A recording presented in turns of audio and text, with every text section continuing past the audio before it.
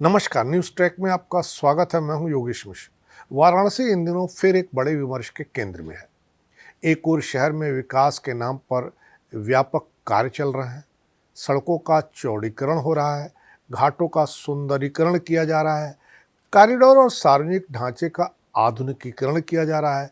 तो दूसरी ओर इसी प्रक्रिया में ऐतिहासिक स्थलों, सांस्कृतिक प्रतीकों और धार्मिक विरासत से छेड़छाड़ के आरोप भी लग रहे हैं। इसी क्रम में मणिकर्णिका घाट पर हुई कार्रवाई और देवी अहिल्याबाई होलकर की कथित मूर्ति तोड़फोड़ का मुद्दा अचानक राजनीतिक और सामाजिक बहस के केंद्र में आ गया है। इस बहस ने एक बार फिर यह सवाल खड़ा कर दिया है कि क्या शहर के पुनर्विकास में उसकी ऐतिहासिक और सांस्कृतिक आत्मा को पर्याप्त महत्व दिया जा रहा है या नहीं, और या जिन स्थलों पर हर दिन जीवित परंपरा चलती है वहां विकास की भाषा और प्रक्रिया वही हो सकती है जो सामान्य शहरी परियोजनाओं में होती है। बीते दिनों यह दावा सामने आया कि वाराणसी के मणिकर्णिका घाट पर बुलडोजर कार्रवाई के दौरान अहिल्याबाई होलकर की मूर्ति टूट गई। कहा गया कि वाराणसी के घाटों की खूबसूरती कही जाने वाली गोल और षटकोणीय मढ़ियां, जिन्हें चबूतरा कहते हैं, ये मढ़ियां दो घाटों को जोड़ती हैं। इन पर प्राचीन मूर्तियां उकेरी गई हैं। मणिकर्णिका घाट के कायाकल्प और वहां आधुनिक क्रीमेटोरियम बनाने के काम के चलते पोकलेन मशीन से एक ऐसी मढ़ी टूट गई जिस पर मां गंगा और अहिल्याबाई होलकर की मूर्ति अंकित थी। लिहाजा ये मूर्तियां टूटकर नीचे गिर गई। इसे लोग आस्था पर चोट बताने लगे। हालांकि मुख्यमंत्री योगी आदित्यनाथ ने इस आरोप को सिरे से खारिज करते हुए यह कहा कि सोशल मीडिया पर वायरल तस्वीर एआई से बनाई गई थी, वो भ्रामक है। अहिल्याबाई की किसी स्थापित मूर्ति को कोई नुकसान नहीं पहुंचाया गया है।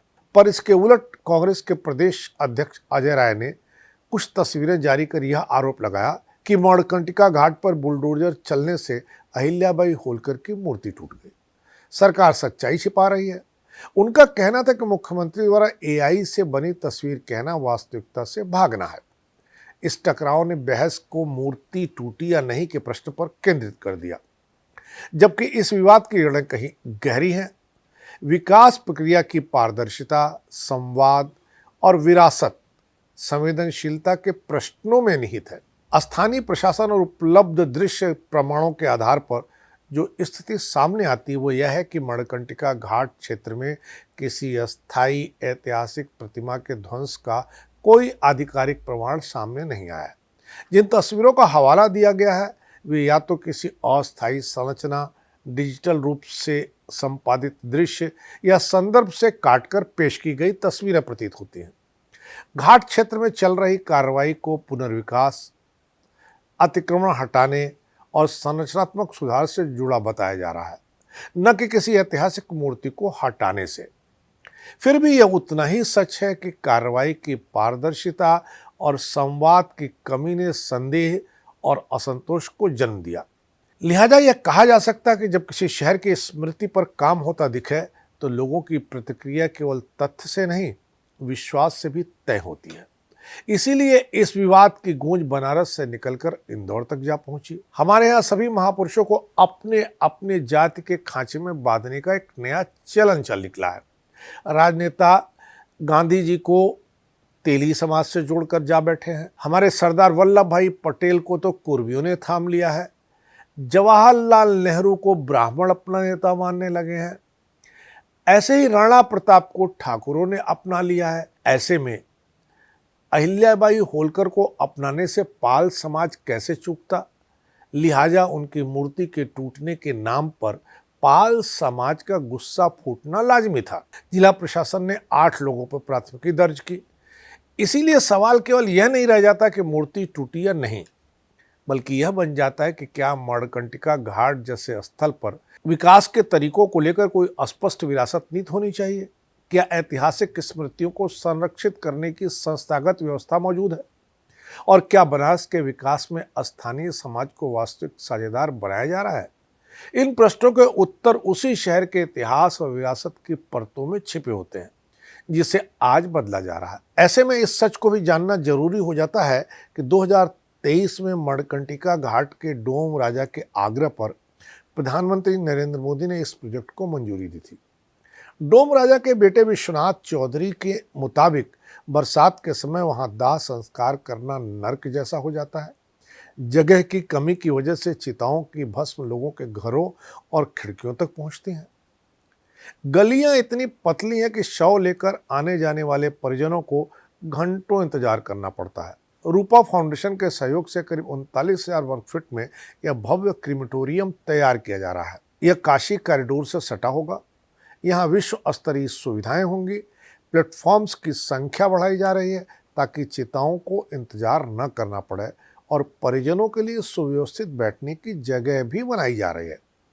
मणिकर्णिका की आग सदियों से कभी नहीं बुझी।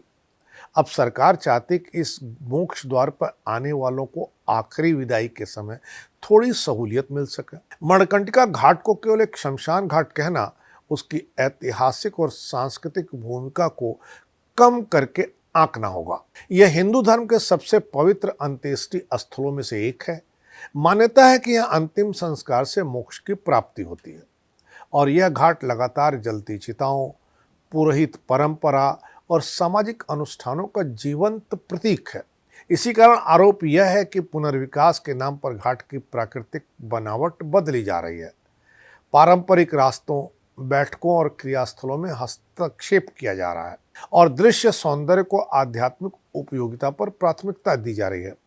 स्थानीय पुरोहितों, नाविकों और निवासियों का कहना है कि पारंपरिक रास्ते, बैठने की जगहें और अनुष्ठानिक संरचनाएं बदली जा रही हैं। सौंदर्यीकरण के नाम पर घाट को टूरिस्ट फ्रेंडली बनाया जा रहा है, जबकि उसकी आध्यात्मिक उपयोगिता और जीवंतता को कम करके आंका जा रहा है।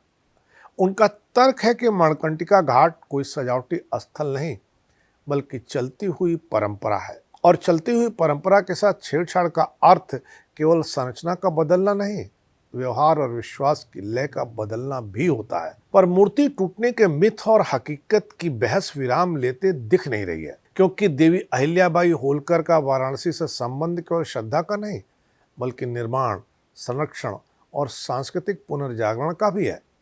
18वीं शताब्दी में उन्होंने काशी विश्वनाथ मंदिर के पुनर्निर्माण में निर्णायक भूमिका निभाई थी। वाराणसी सहित देश भर में घाटों, मंदिरों, धर्मशालाओं और जल संरचनाओं का उन्होंने निर्माण कराया था। मुगल काल के बाद बिखरी हुई हिंदू धार्मिक संरचनाओं को नया जीवन दिया था। बनास में आज भी कई घाट, धर्मशालाएं और स्थापत्य ऐसे हैं जिन पर अहिल्याबाई की दृष्टि और योगदान की छाप है। इसलिए उनका नाम यहाँ केवल इतिहास नहीं बल्कि आस्था और स्मृति का हिस्सा है। यही कारण है कि जब किसी कथित कार्रवाई को अहिल्याबाई की मूर्ति या स्मृति से जोड़ दिया जाता है तो वह मुद्दा स्वतः ही राजनीति से ऊपर उठकर सभ्यतागत संवेदना का सवाल बन जाता है। लोग यह भूल जाते हैं कि कुछ ही महीने पहले भारतीय जनता पार्टी और केंद्र राज्य सरकारों ने अहिल्याबाई होलकर की 300वीं जयंती को लेकर राष्ट्रीय स्तर पर बड़े कार्यक्रम आयोजित किए थे। उनकी त्रिशताब्दी के अवसर पर उन्हें सांस्कृतिक राष्ट्र निर्माता के रूप में पेश किया गया था। महिला सशक्तिकरण, सुशासन और धर्म संरक्षण की प्रतीक के तौर पर उनकी विरासत को उभारा गया था। वाराणसी सहित कई धार्मिक स्थलों से उनके योगदान को जोड़ा गया था। उनके योगदान की भूरी भूरी प्रशंसा की गई थी। इसी बहस को और गहरा बनाता है रानी लक्ष्मीबाई, मणिकर्णिका घाट और बनारस का ऐतिहासिक संबंध। यह तथ्य ऐतिहासिक रूप से स्थापित है कि रानी लक्ष्मीबाई का जन्म वाराणसी में हुआ था। उनका बचपन मणिकर्णिका घाट क्षेत्र के आसपास ही बीता। आपको यह जान के हैरत होगा कि उनका बचपन का नाम मणिकर्णिका तांबे था। यही घाट तथा बनास की सांस्कृतिक भूमि रानी लक्ष्मीबाई के व्यक्तित्व की आधार भूमि बनी। इस कारण मणिकर्णिका घाट केवल मोक्ष का स्थल नहीं बल्कि स्वाधीनता, नारी शक्ति और प्रतिरोध का प्रतीक भी है। घाट के स्वरूप में बदलाव को कई लोग इतिहास की परतों को मिटाने के रूप से देख रहे हैं। इस समूचे परिदृश्य में बनारस के लोग क्या सोचते हैं, इसका उत्तर एक रूप नहीं है, बहुस्तरीय है। एक वर्ग मानता है कि विकास आवश्यक है, लेकिन संवेदनशील स्थलों पर सीमित और परामर्शपूर्ण हस्तक्षेप होना चाहिए।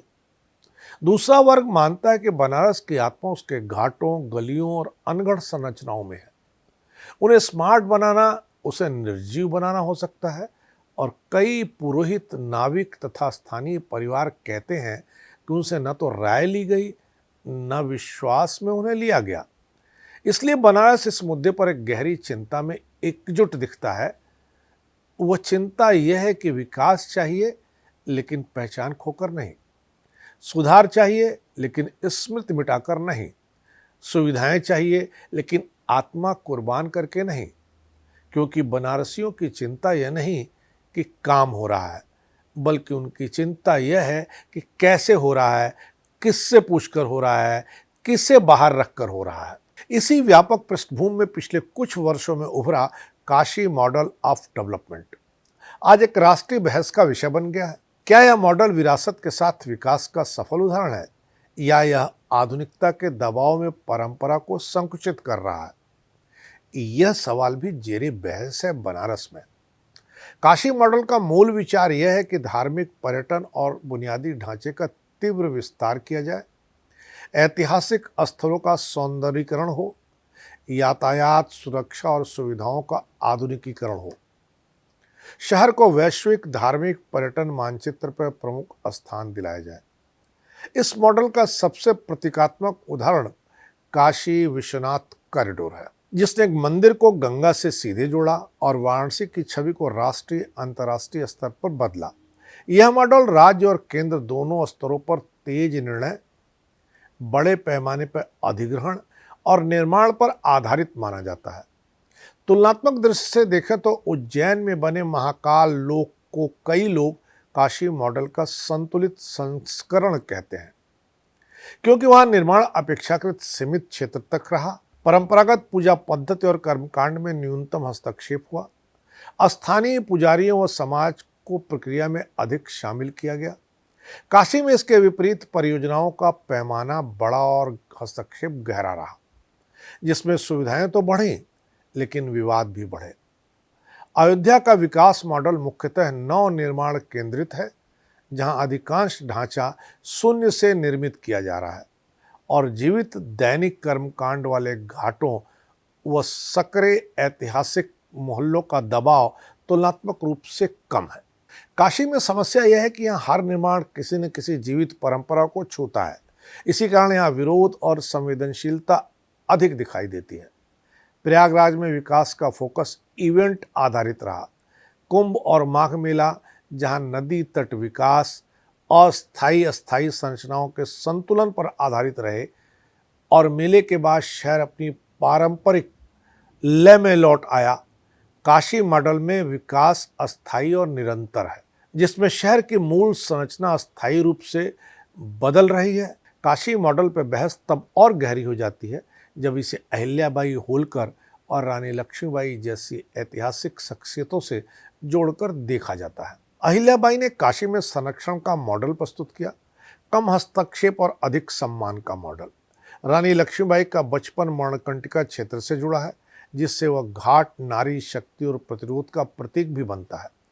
इसी संदर्भ में प्रश्न उठता है कि क्या आज का काशी मॉडल उस संरक्षण दृश्य से मेल खाता है, और क्या निर्माण के साथ संरक्षण समान गति से काशी में चल रहा है? हम ये कह सकते हैं कि विवाद केवल एक मूर्ति या एक घाट का नहीं है, बल्कि उस सभ्यता का सवाल है जो खुद को आधुनिक बनाते हुए भी अपने अतीत को खोना नहीं चाहती। विकास का अर्थ केवल कंक्रीट, चौड़ी सड़कें और दृश्य सज्जा नहीं हो सकता। विकास वह भी है जो इतिहास, आस्था और स्थानीय जीवन प्रणाली के साथ सह अस्तित्व में चले। अहिल्याबाई होलकर जैसी ऐतिहासिक शख्सियतें और मणिकर्णिका घाट जैसे स्थल राजनीति से ऊपर हैं। यदि विकास उनके नाम पर हो तो संरक्षण और सम्मान भी उतना ही जरूरी है। काशी के लिए सबसे उपयुक्त रास्ता न तो पूर्ण बुलडोजर विकास है, न ही पूर्ण यथास्थिति, बल्कि संरक्षण आधारित विकास, स्थानीय संवाद और जीवित परंपराओं के अनुरूप हस्तक्षेप है। वही जो काशी को आधुनिक भी बनाए और उसकी आत्मा भी बचाए। काशी मॉडल ऑफ डेवलपमेंट तभी सफल कहा जाएगा जब वो काशी को परियोजना नहीं, सभ्यता मानकर आगे बढ़े, क्योंकि जीवित स्मृतियों के साथ सिर्फ तकनीक नहीं, नैतिक निर्णय भी जरूरी होते हैं। इस बार इतना ही। अगली बार फिर मिलेंगे किसी नए सवाल पर नए ढंग से बात करने के लिए। तब तक के लिए नमस्कार।